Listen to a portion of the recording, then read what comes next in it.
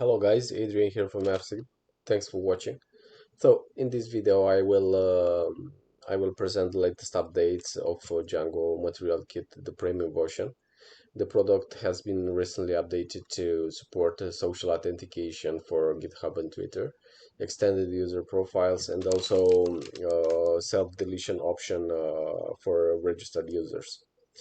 During this demonstration, I will download the source code from the private repository, build the product in a local environment, start the application using Docker, and also enable the GitHub authenticator in my local workstation.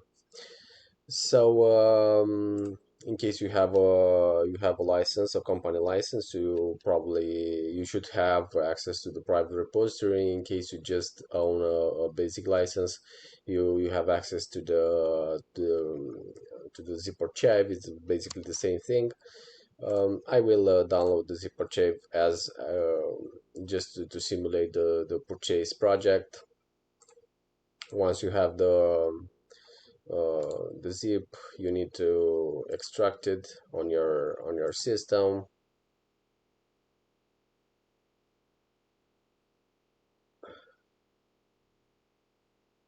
Okay, I will use Visual Code to open the project. Okay, there is a private directory in there is a directory in directory. So I will open the inner source code directory.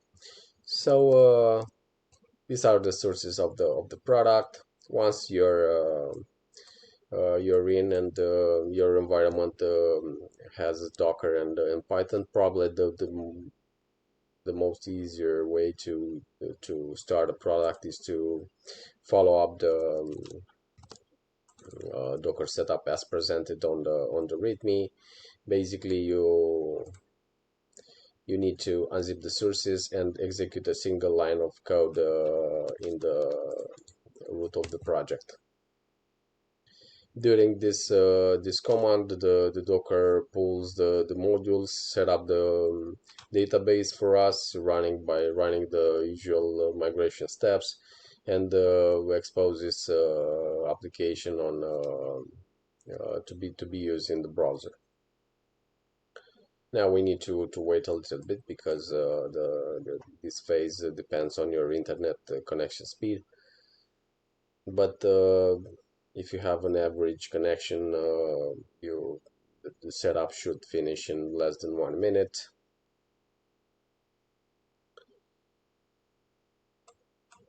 Just need to follow up the messages displayed in the console, and once you see start worker or something like this in the console, we should be able to access the application in the browser. So I will let the VS Code in the background and access the application. So basically, application is up and running. We can see here that the requests are sent to the backend. Let's create a new user. Test AppSeed. We need here to provide a strong password. We have here this indicator that goes from red to green. If it's yellow, you are somewhere in the middle, so feel free to use it. It's okay. Now the account is successfully created. Let's use the same credentials in order to access the private pages and to the profile page. Once you're in, there is a super simple profile page enhanced with two things. Basic information displayed here. You have logout button. You have delete option, self delete option with the confirmation step, and also you can edit your BO using this control. Okay, Another widget which is provided in the profile page is the contact information with some basic stuff like a title and message. If you have your email settings properly set up in the environment file, the message is delivered by the application. Okay, so at this point the application is up and running. Let's stop the Docker app and build manually the product. We just need to follow up the instructions as provided in the README. The information is provided for different platforms like Windows, macOS, or Unix. I will follow up the Windows setup because I'm on Windows. I will create a virtual environment in this step. Activate the virtual environment. Install the requirements, all the modules listed in the requirements file.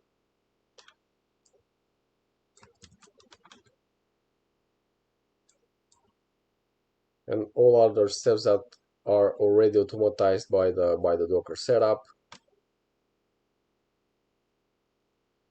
Okay.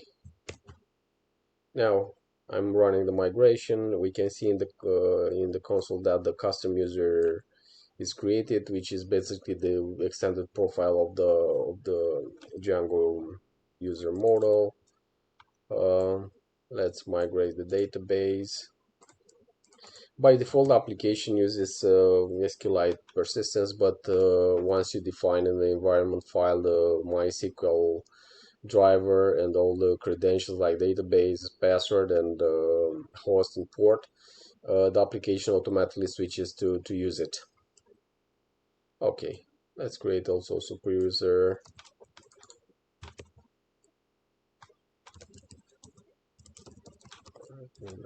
AppSeed.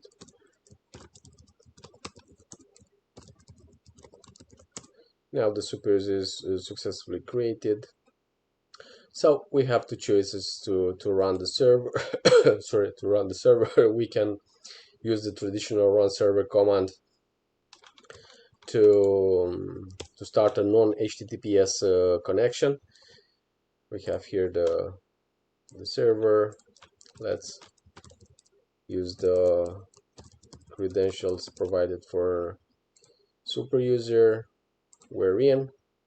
And another option is to use the SSL server, which is useful if in case you want to test the social authentication, because the callback URL required by Twitter and GitHub and other social providers like GitHub, like Google, requires a HTTP connection for the callback URL. So I will kill the connection here and use the SSL server, and I will start the application on different port, i5000, and right now we have a secure connection. Here we can see that is a HTTPS connection. Of course, the certificate is self-signed, so it's flagged by the browser as not secure, but we don't care about that. Let's go to the login page. We don't see here any social authenticator because we didn't provide credential for GitHub or Twitter. I will copy the credentials from the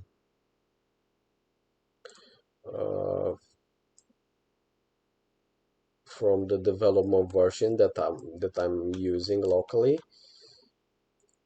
and save the information in the environment file. We have here the environment file.